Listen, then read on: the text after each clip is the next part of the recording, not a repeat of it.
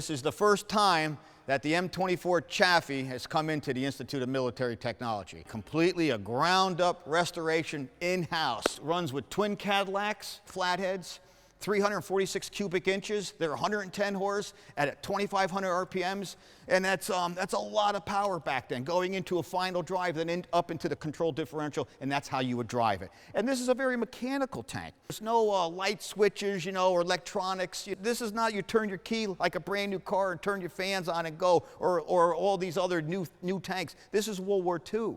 So everything's very mechanical on it. The switches, the starters, the throttles are working with linkages and clevises, you know, all the way to the back of the motor. There's no cables with this vehicle. Even the hatches are mechanical. You got to fight and spin them around.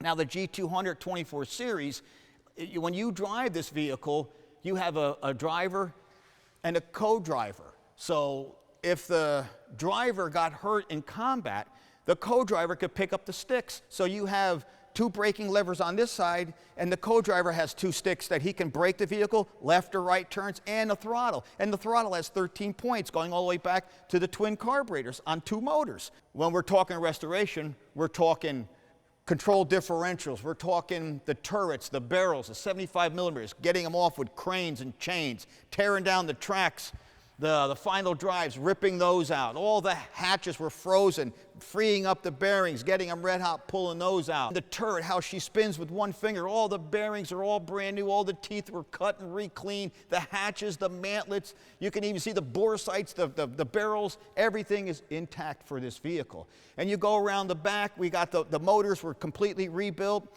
restored, new pistons, new valves, seals, the transmission taken apart, laid out, the regulators and the starter relays, which are impossible to find. These are Delco Remedy parts, 1940s, and we found these parts for this vehicle. All the Amphenol fittings, the shielded harnesses with all the wires inside.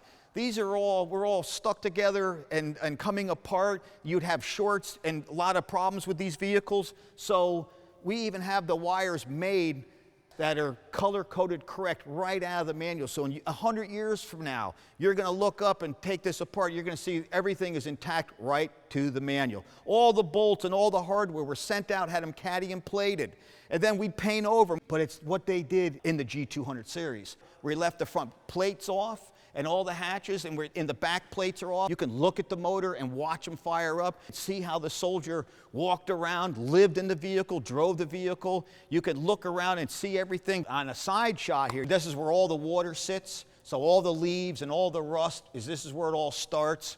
You know, so these were all straightened, the tracks were all taken apart, all the bearings, all the seals, these were all taken apart. The road wheels, Volute springs inside, the torsion bar stops here. They have a spring in there that stops the torsion bar when you're bottoming out and hitting trenches. These were busted off years ago in combat, and they'd weld them back on. So we had to grind all the welds off, re-drill them, put them back in, so now they're right out of the factory. The turret, of course, is all on with all new bearings. All the leather and felt seals that go around the ring were all replaced. The gas tanks are in this compartment on both sides, plus the batteries are here. And this is 24 volt, but back then they didn't have 12 volts, so they ran 6-volt batteries in series. So you have 2 6s and 2 6s over there making 24. And then you have your turret, your pistol ports, right? You have a spare barrel, you can see the 50 caliber up there, a couple of spare ammo cans, and a bustle box. Everything was massaged and cleaned and ground and welded and heated up. What's unique about the Chaffee and the 24, the G200 series motors are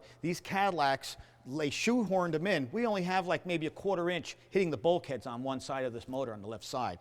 The exhaust, this is porcelain coated. For back then, it was incredible because they're just doing that today. You could see the asbestos wrap. Now this is documented, and this is the real deal. And they're doing this today, and this is back then. The mufflers, we had to build these in-house, and all the ports, we stamped these and made these. And these are 346 cubic inches.